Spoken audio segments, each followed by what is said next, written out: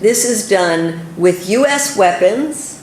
It's done with U.S. logistics. U.S. is actually refueling the Saudi planes in the air. Hello, my name is Stanley Heller. Welcome to The Struggle. The Struggle is shown on over 30 cable stations from Vermont to New York City and in Washington, D.C. Our YouTube channel is Struggle Video Media. Today, Standing Rock Solidarity, a view of the most dangerous job in the world, a notice about legislation to block the Saudi arms sale, and more of Medea Benjamin on the Saudis.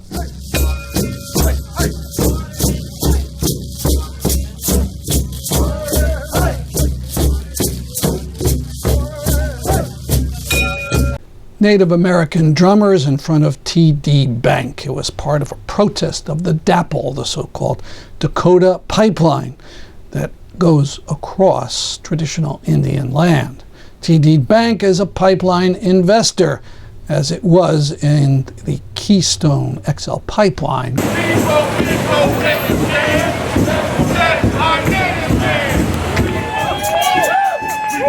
our mouths shut from each other, because it affects you, it affects me. Great, it's very small, and we cross paths all the time. 1,000 Indian protectors representing some 98 Indian nations are taking part in the North Dakota action, despite police, private security, state police, drones, and dogs. Some 11 million people have seen Democracy Now!'s coverage of the dogs set on peaceful protest in North Dakota. These are some stills.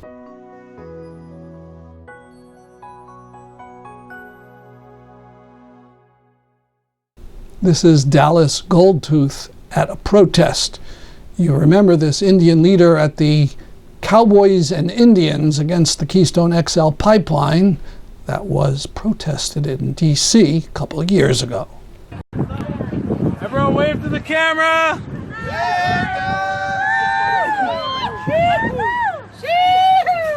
So we're in Bismarck right now. We just finished an action, a prayer. It was a rally march against Dakota Access, but we did a march on the bridge, the Memorial Bridge here in Bismarck between Mandan. Sorry about the shakiness. I had my daughter. She was sleeping. My arm fell asleep. It was dramatic. But we have 4 banners that we did a banner drop over the bridge here, and the banners say, "All nations, all relations, all water, hashtag no DAPL." One of the purposes of this action was to send a unifying message that we're all in this together, that we're not here just to protect Dakota Access for ourselves as Indigenous communities, but we're also in this fight to stop Dakota Access, to protect all communities downstream, literally downstream from the Missouri, the communities that are not only there in the regional vicinity, but also, like, you know, solidarity with our folks down on the Gulf Coast who are dealing not only with their own form of oil and fossil fuel extraction, but also have to deal with the refineries in their homelands and the pollution that comes along with it.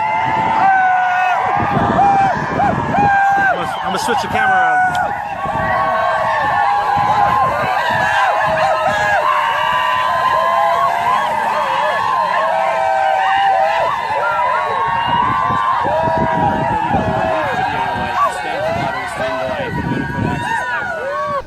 Yale Dean Martin Klein gave up part of his vacation and went to Standing Rock and found it a transformative experience. My name is Martin Klein. Officially, I'm an associate dean at the School of Public Health here at Yale, but I'm not here in an official capacity, and frankly, I'm not really here as an activist either, since I don't attend many rallies and I certainly don't speak at them. And I'm not necessarily here representing a particular ideology, because I don't consider myself a Republican or a Democrat, a liberal or a conservative. I consider myself a humanist, someone who cares deeply about people and ensuring that all of us have the rights and responsibilities that this country gave us and equal opportunity to everything that this country offers. And I'm here as a witness witness to the bravery and strength of the Standing Rock Sioux and everyone at Sacred Stones, which is where I was last week.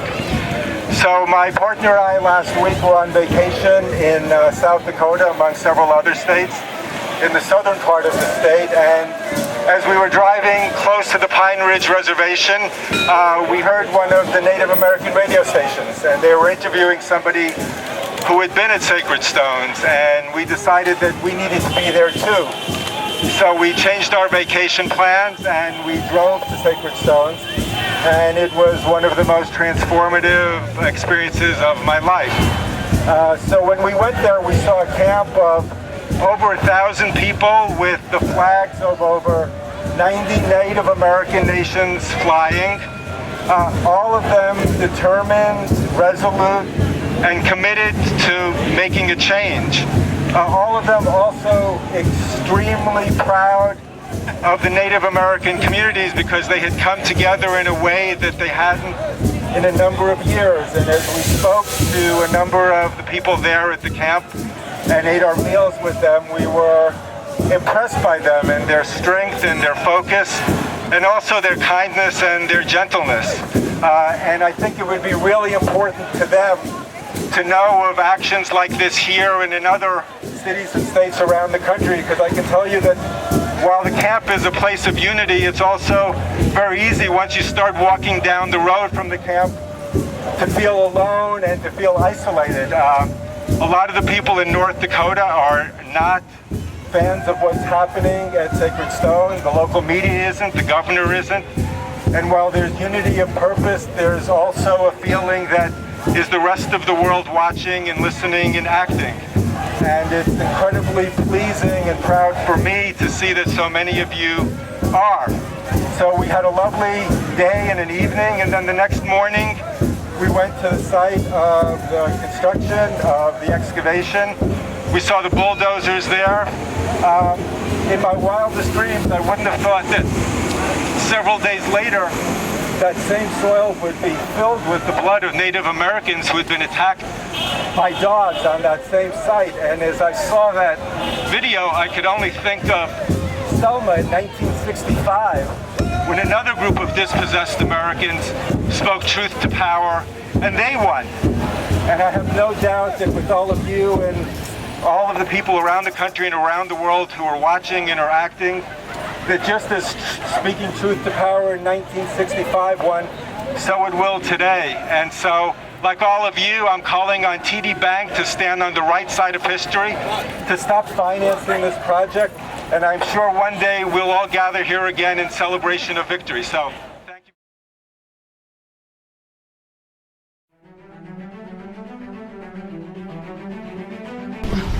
Whoa! Sit down. Sit down. Sit down. Sit down.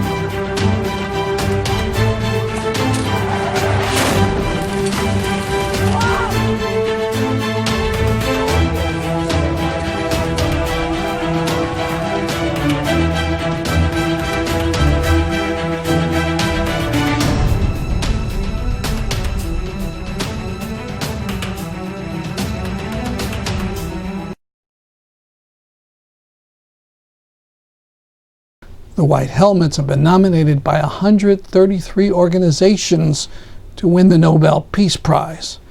They're also regularly slandered as terrorists and ISIS by supporters of the Assad dynasty. As we record, the media reports that Connecticut Senator Chris Murphy and 3 other senators are sponsoring a resolution to try to block the latest arms sales to Saudi Arabia. Connecticut Senator Richard Blumenthal is not one of the co-sponsors. Our parent group, Middle East Crisis Committee, is calling for a picket of his Bridgeport office at Wednesday, September 21st at 3 p.m. to send him a message. More details on our website, thestruggle.org. Now, more of Medea Benjamin's talk about the Saudis and her new book, The Unjust Kingdom. And then we have, what is the Saudi government doing? I mentioned the Arab Spring and how there were Shias and others who thought this is the time for us to try to get a more democratic government. Well, the Saudis saw this happening in countries right around them and said, uh-oh, we better nip this in the bud. This is a bad example. And one of the examples was right next door in neighboring Bahrain, where the people had risen up Occupy style and occupied the main square. And there were about 20,000 people that were living in that square and demanding a change in their government. The Saudis came in with US tanks, rolled in and crushed that uprising. To this day, the people in Bahrain are trying to change their government. But let's look at what happened in another neighboring country, and that is Yemen. Yemen, they also had an Arab Spring, got rid of a dictatorial government. But then, after a transition, came internal conflict. And the Saudis said, uh-oh, we see this internal conflict as a way that our nemesis, the Iranians, are going to come in and take advantage of it. We better get in there and take sides. And they went in there and took sides. This is over a year ago now. It started in March of last year. Raise your hand if you've heard much in the mainstream press about the war in Yemen. A couple of you. And you haven't heard it because the U.S. is part of this war. And it's a war that has been destroying this already very impoverished nation of Yemen. With Saudi bombs on a daily basis now, destroying entire neighborhoods. More recently, you might have heard how they destroyed Doctors Without Border Hospital, but it wasn't the first time. It was the 5th time that they destroyed a Doctors Without Borders hospital, and they've destroyed all kinds of hospitals and clinics. They've destroyed the sewage system, the water system, the electrical grid. They have hit schools. They have hit marketplaces. They have hit wedding parties. Thousands of innocent people being killed. 80% of the country now desperate, what the U.S. calls a catastrophe. And this is done with U.S. weapons. It's done with U.S. logistics. U.S. is actually refueling the Saudi planes in the air. And it's done with U.S. diplomatic cover. There was recently a row inside the UN because the Secretary General, Ban Ki-moon, was putting out a report of countries in times of conflict that don't take the precautions to care for children. And Saudi Arabia was listed as one of those countries. And Saudi Arabia got very angry and said, how can you accuse us of abusing children in time of war? We take care not to hurt these children. And Ban Ki-moon said, I'm sorry, we did a study, and you have killed hundreds of children with your bombing. And the Saudis said, you keep us in that category, and you put us in that report, and we will withdraw money that we were giving for all kinds of programs that help children around the world. Imagine blackmailing the Secretary General of the United Nations. And Ban Ki-moon got very angry, but he took Saudi off the list. He said, I can't jeopardize the funds we need for helping these other children. But he was very, very upset that the UN did that. And speaking of the UN, to talk about the height of hypocrisy, do you know that the Saudis are on the UN Human Rights Council? On the Human Rights Council. Not only that, their term is up at the end of this year. And we thought, oh, finally, God, that was just, it must be such an embarrassment for the United Nations. Then we heard the Saudis are going to apply again. They want to stay on the Human Rights Council. And it's a secret vote. So you don't know what countries are voting.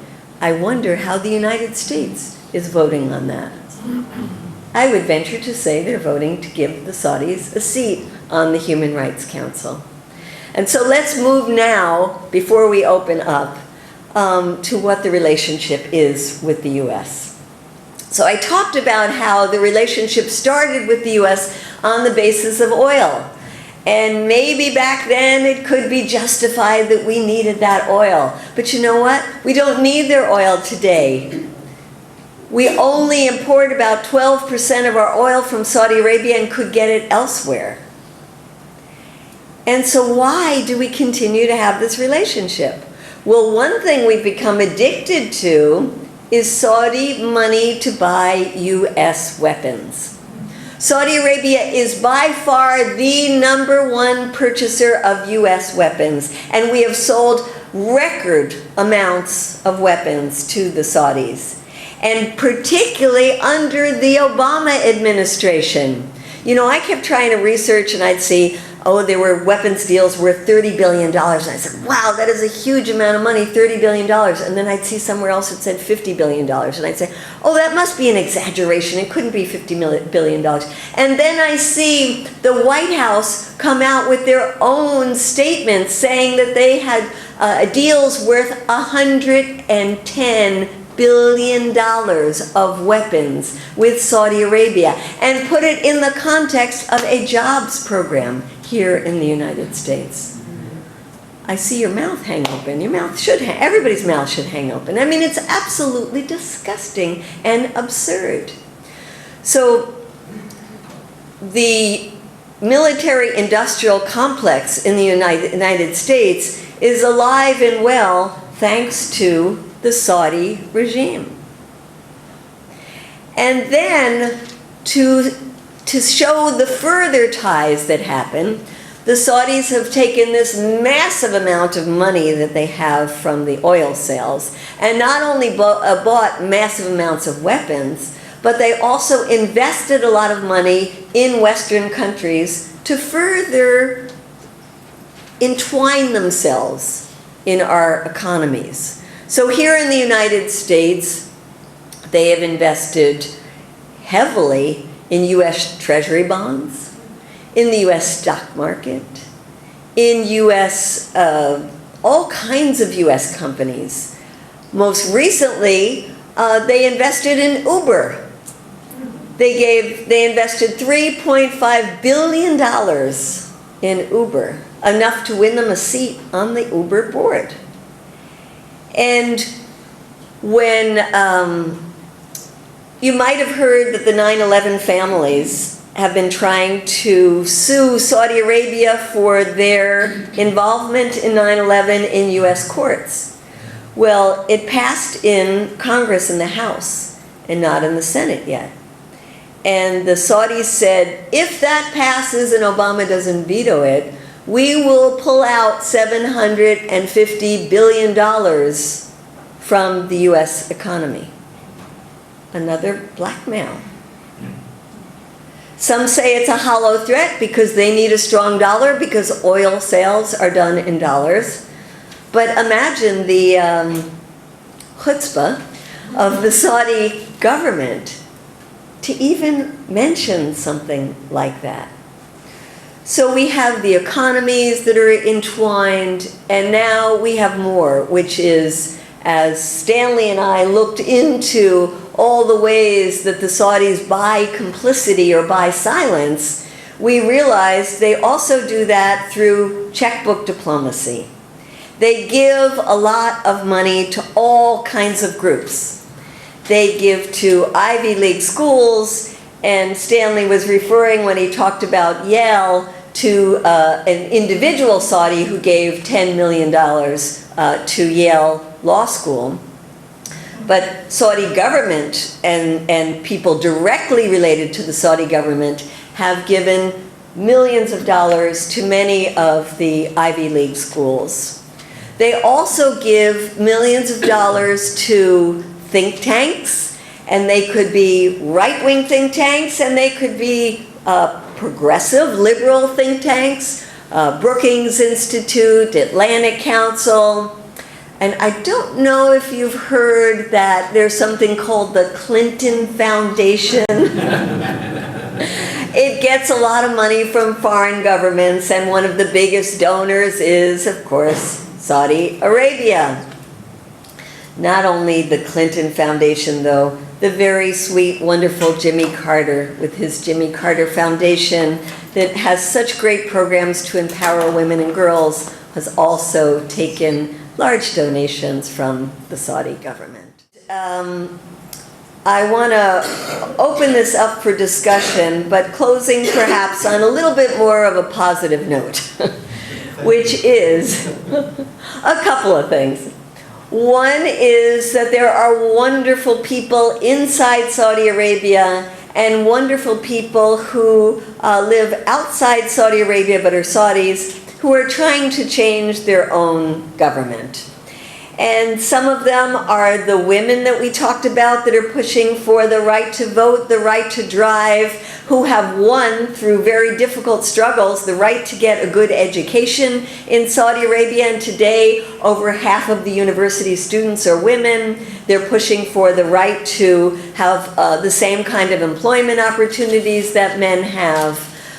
Human rights lawyers that, despite the risks they take, are pushing for there to be open, non-governmental organizations that can push for reforms from within. Despite the risks they take, there are Saudis who are organizing petition drives, getting thousands and thousands of Saudis to sign petitions, going to the royal family to say, how about if we move towards something like a constitutional monarchy? Because we don't have a constitution in our country. And there are constitutional monarchies around the world that function quite well, from the UK to Japan to Morocco. Let's move in that direction, because otherwise it might be a very violent change that would not be good for any of us. So there are people in the inside that are very smart, that are very wonderful, that are very courageous, that we can be supportive of.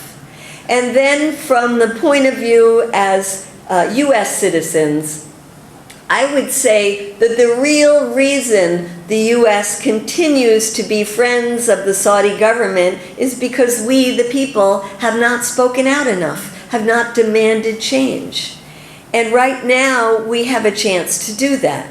Because lo and behold, at the very moment that the Saudis reinitiated their bombing campaign in Yemen after a lull when they were trying to have peace talks, the Obama administration came out and said, we are authorizing another $1.15 billion in weapons sales. But this time, unlike other times, there are some people in Congress who have stood up and said, I don't think this makes sense anymore. I think we should question and try to block this weapons sales. And the person who is the best at this is Senator from Connecticut, Chris Murphy. And Chris Murphy has really put himself out there as somebody extremely critical of the Saudis, extremely critical of the weapons deal, has looked for a co-sponsor on the Republican side and found Rand Paul, who said very same things, enough is enough. And they are pushing to stop this weapons deals. On the House side, there are 63 members of Congress who, just as of yesterday was the close-off day, during the recess time, said, why are we talking about selling more weapons to the Saudis, and you're doing this when Congress has the right in 30 days to block a weapons sale? Why did you introduce this when we are on recess? Why don't you wait until we're back in session so we can have a real debate about this? And so they are asking the administration to delay this so at least we can have 30 proper days to talk about it. We don't know the answer yet to that question. But we do know that Just this last year, there was a question of the sale of cluster bombs to Saudi Arabia. Some of you might know that cluster bombs is a weapon that has been banned by the international community, yet the U.S. hasn't signed on to it, and the U.S. is selling cluster bombs to Saudi Arabia. In this case, 204 congresspeople stepped forward and say, no, let's not sell cluster bombs. It wasn't enough to stop it, but it is movement forward. And so now we have a chance with this round of weapons to try to stop it. It would indeed be a miracle if we were able to do it. And I don't want you to get your hopes up to think we can do it this time around, but the more noise we make means the more we'll be likely to stop it the next time. And the fact that this administration has done a deal with the Iranians to have a nuclear weapons deal means that they have stepped a little bit away from the Saudis. So there is momentum there, and we have to build on that momentum. Which is what you can do at home, is call your representatives that are on the sheet. But right now we're going to call Richard Blumenthal. Hi, it's Dick Blumenthal. Thank you so much for calling Glen Washington office. I am sorry that if you're receiving this message, either all our lines are busy or you contact my office outside normal business hours. Please leave your name, telephone number, and a brief message at the tone, and we will get back to you as soon as possible. Thank you so much. Yes, Senator Blumenthal, I'm in Hartford, Connecticut, with about 70 of your constituents, and we're here to send you a message. 1, 2, 3. No weapon sales to Saudi Arabia! And we mean it. Thank you, Senator.